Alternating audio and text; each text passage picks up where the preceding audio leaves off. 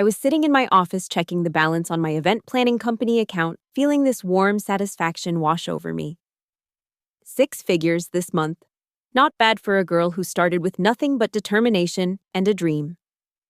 My phone buzzed on the marble desk, and I could not help but smile when I saw Mom's name.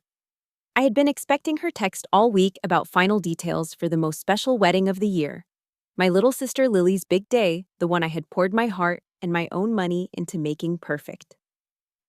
Before I dive into this story, I would love to know where you are watching from. Drop your city in the comments below, and do not forget to hit that like button and subscribe for more real-life stories that will make you question everything you thought you knew about family loyalty. Trust me, you will want to stick around for what happens next.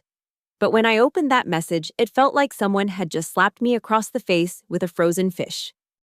The words stared back at me from the screen. "You are not coming to the wedding. Lily's family does not want you there." I read it 3 times thinking maybe my successful businesswoman brain was just tired and misreading things. But no. There it was in black and white, as cold and final as a death sentence. See, the thing about family is that it gets complicated real fast when you are dealing with blended situations. Lily is my half-sister, same dad but different moms. When I was 12 years old and my world felt like it was falling apart, Dad married Mom. And suddenly I had this whole new family constellation to navigate. Lily was just 4 then, this tiny little thing with pigtails who used to follow me around like a puppy. I tried so hard to be the big sister she deserved, even with that 8-year gap between us that sometimes felt like an ocean. The crazy part is I built my entire business from absolutely nothing. Started doing small birthday parties in college, saved every penny, reinvested everything back into the company. Now I own the most successful event planning business in 3 counties with a client list that includes celebrities and politicians. I can afford pretty much anything I want, and you know what I wanted? To take care of my family. I have been the one paying for everything that mattered in their lives for years. When Lily wanted to go to that expensive private college, guess who wrote the tuition checks? When Mom was ready to retire but had no savings, because she had spent everything raising us, guess who bought her that cute little house in the suburbs, with the white picket fence she always dreamed about? When Lily got engaged to her college sweetheart, Marcus, guess who volunteered to plan and pay for their dream wedding without them asking? I had spent the last 8 months planning every single detail of this wedding. We are talking about a $40,000 affair that I was funding entirely out of my own pocket as my gift to them. I had already put down deposits on the venue, a gorgeous historic mansion with gardens that looked like something out of a fairy tale. The catering alone cost more than most people make in 6 months, but I wanted everything to be perfect for my little sister. My phone buzzed again while I was still processing the first message. "Please do not make this harder than it already is," Mom had written. Harder than it already is. I called her immediately, but she declined the call. Then I tried again. Declined. I switched to texting, my fingers flying across the screen as I typed out message after message, asking for some kind of explanation, some reason that made sense. Finally, she responded with something vague about family drama and how it would be better for everyone if I just stayed away. Better for everyone. The words hit me like a punch to the stomach. I tried calling Lily next, thinking maybe there had been some kind of misunderstanding, some miscommunication that we could clear up with a simple conversation. But when I dialed her number, it went straight to a recording saying the number had been blocked. I sat there in my office, surrounded by all the success I had built, feeling more alone than I had ever felt in my entire life. This was not making any sense. Just last week, Lily and I had been laughing over cake samples, debating between vanilla bean and lemon raspberry. She had hugged me so tight and told me I was the best sister anyone could ask for. What could have possibly changed in 7 days? I made a decision right then and there. I was going to drive over to Mom's house and get some answers. Whatever was happening, we were going to sort it out face to face, like adults, not through these cryptic text messages that felt like they were coming from a stranger. The drive to Mom's house usually takes 25 minutes, but I made it in 18. My hands were gripping the steering wheel so tight that my knuckles had gone white, and I could feel my heart hammering against my ribs like it was trying to escape. When I pulled into the driveway, I noticed several cars I did not recognize, including a luxury sedan that screamed expensive.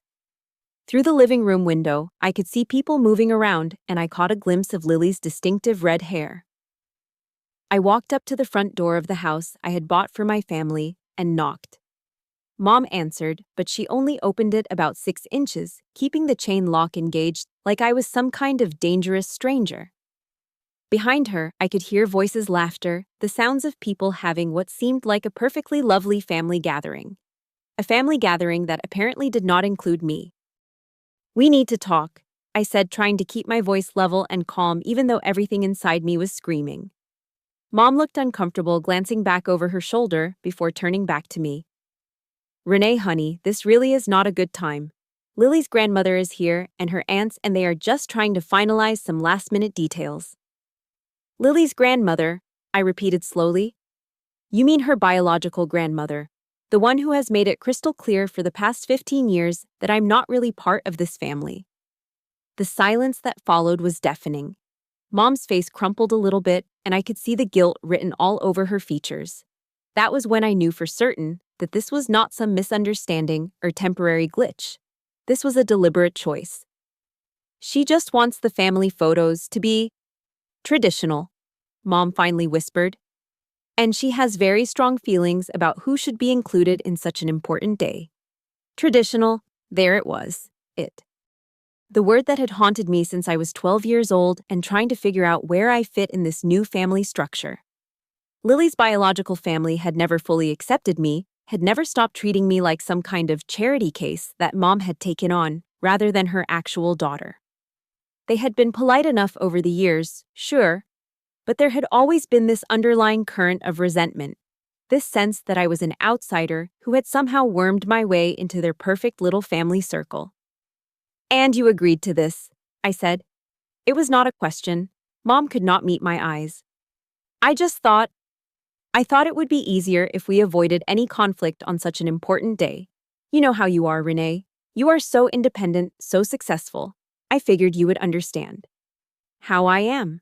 Independent, successful."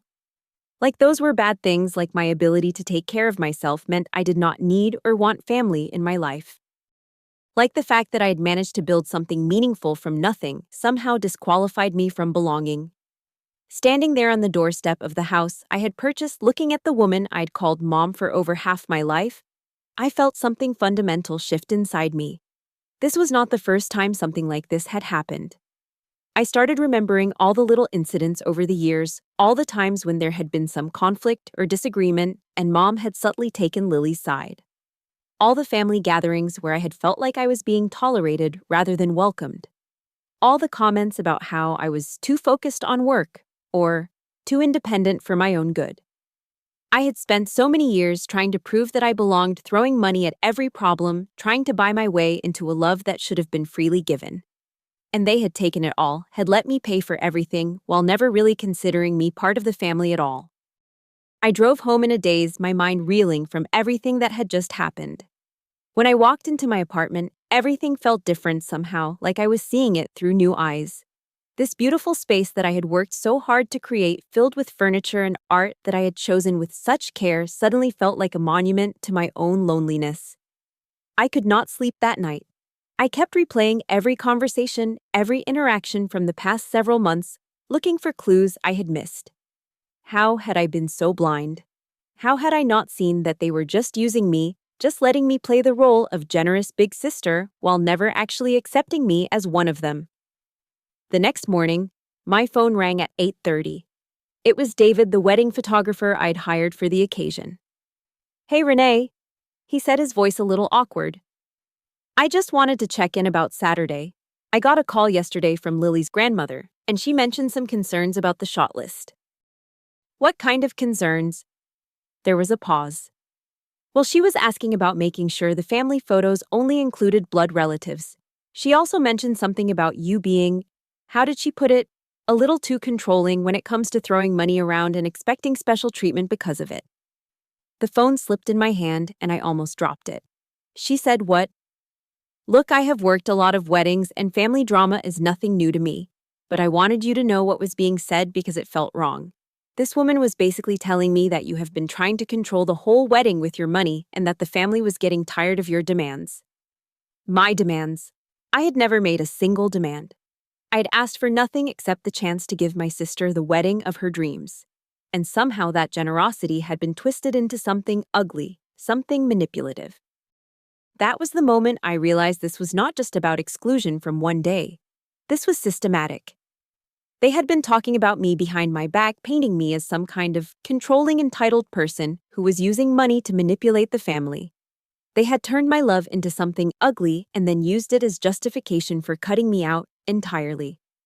I hung up the phone and sat there in my kitchen drinking coffee that had gone cold, staring out at the city that sprawled below my windows. And that is when the idea started forming in my mind. They wanted to cut me out. Fine. But they had made one crucial mistake. They had assumed that I would just take it, just accept their decision and slink away quietly. They had no idea who they were dealing with. I picked up my phone and typed out a single text message to Mom. So you chose status over blood? I did not wait for a response. Instead, I started making phone calls. The first one was to the venue, a gorgeous historic mansion that I had booked under my company's name. Hi, this is Renee from Elegant Affairs Event Planning. I need to cancel the Porter Williams wedding scheduled for this Saturday. The woman on the other end sounded shocked. Cancel. But that is in 4 days. The full payment has already been processed, and we have staff scheduled, and I understand the timing is not ideal. I said, my voice steady and professional. But I am the primary contract holder, and I am canceling the event. Please process the refund according to our contract terms. Next, I called the catering company. Same conversation, same shock. Then the florist who I had paid extra to source rare orchids from 3 different states.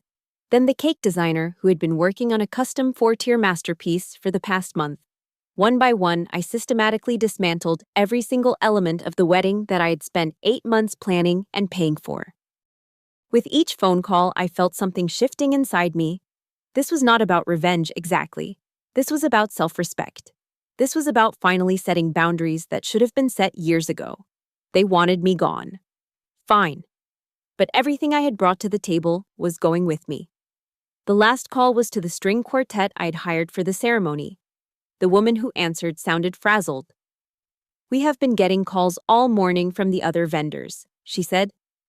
What exactly is happening with this wedding? The family decided they did not want me there, I said simply. So I decided they did not need my contributions either. By noon, the entire wedding infrastructure had collapsed. 8 months of planning, $40,000 in deposits and payments, countless hours of coordination and care, all of it gone in the space of 4 hours. I sat back in my chair and felt something I had not felt in years, complete and total clarity about who I was and what I deserved. My phone started ringing around 1 o'clock. First Mom, then Lily, then numbers I did not recognize. I let every single call go to voicemail. Whatever panic was happening on their end was not my problem anymore. They had made their choice when they decided I was not family enough to be included. Now they could live with the consequences. The voicemails were something else entirely.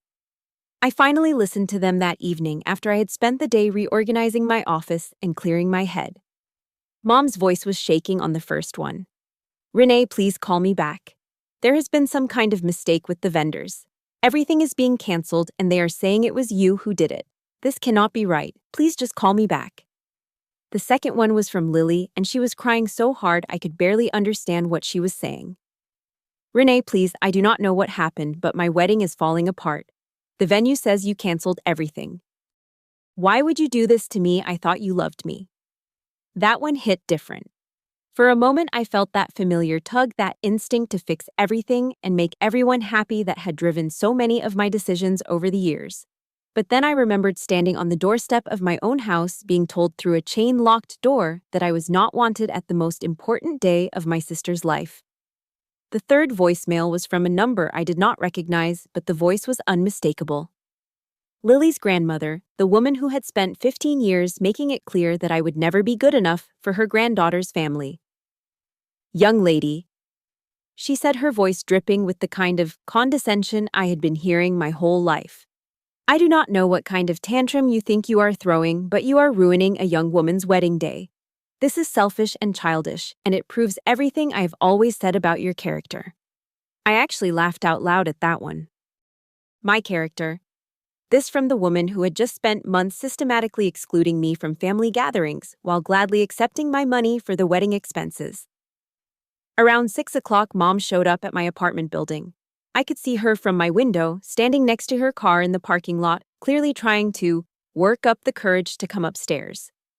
I watched her for about 10 minutes before she finally gave up and drove away. The next morning brought a different kind of voicemail. This time it was Lily, but she was not crying. Her voice was small and broken, and for the first time she sounded like she actually understood what had happened. "Renee," she said, "I talked to Mom. I talked to Grandma. I know what they said to you, and I know why you did what you did. I never wanted you excluded from my wedding. I never knew they were planning to do that until it was already done. But I was too scared to stand up to them, and now I have lost my sister and my wedding, and I do not know how to fix either one." That voicemail played 3 times before I could bring myself to delete it. But here is the thing about boundaries: once you set them, you have to maintain them. I had spent my entire adult life being the person who fixed everything, who smoothed over conflicts, who absorbed other people's bad behavior in the name of keeping the peace. And where had it gotten me? Standing outside my own family, being told I was not welcome at events I had paid for by people who had been talking about me behind my back for months. I did not call anyone back. Instead, I did something I had never done before. I took care of myself. I made an appointment with a therapist, something I had been putting off for years, because I was always too busy taking care of everyone else. I called my biological father, who I had not spoken to in months, because I was always so focused on my relationship with Mom and Lily. I reached out to friends I had neglected while pouring all my energy into family relationships that had never been as solid as I thought they were. The therapy sessions were revelatory. Dr. Martinez helped me understand patterns I had been blind to for years.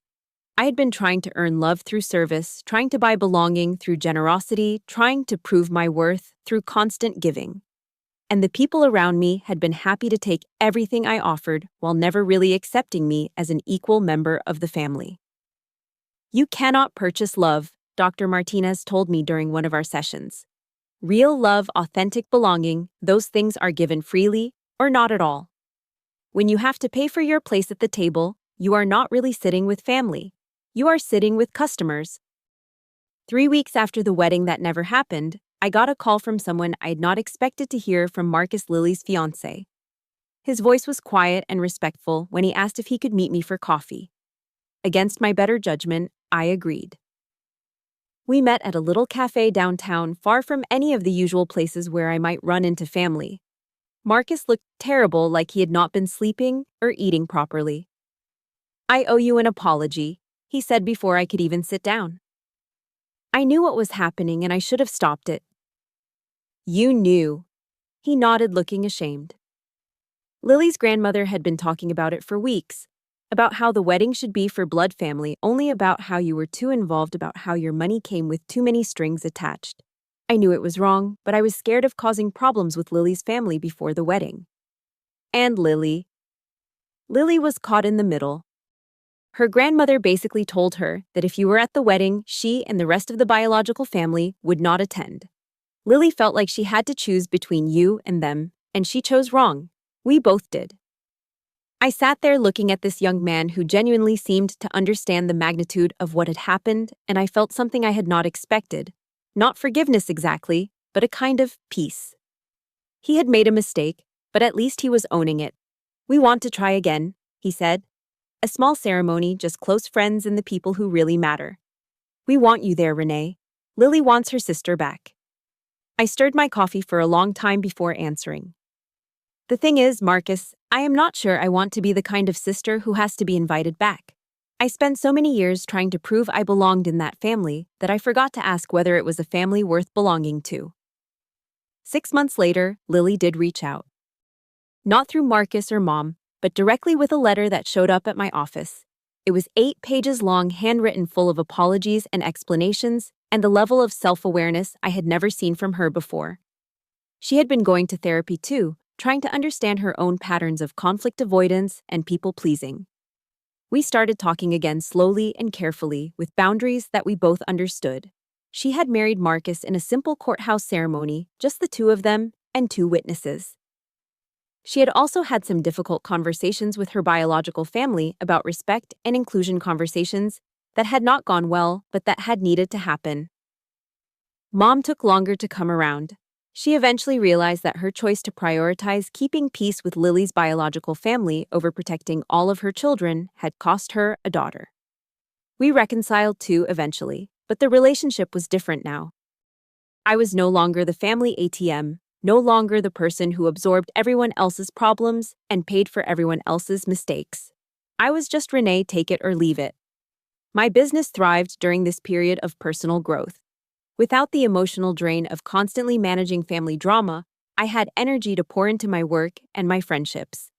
I started doing pro bono events for women's shelters and community organizations, finding ways to use my skills and resources that actually fed my soul instead of depleting it.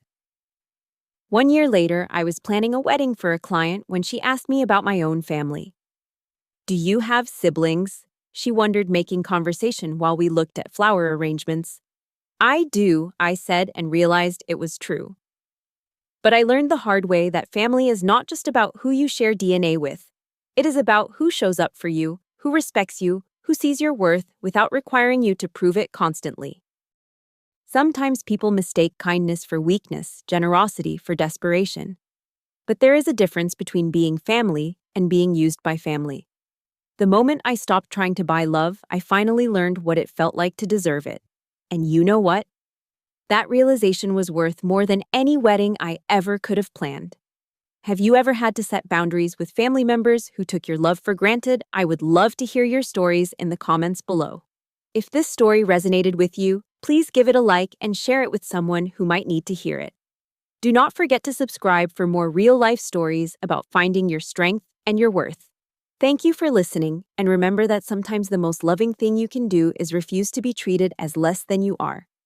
Until next time, keep standing up for yourself, because you deserve nothing less than genuine respect and authentic love.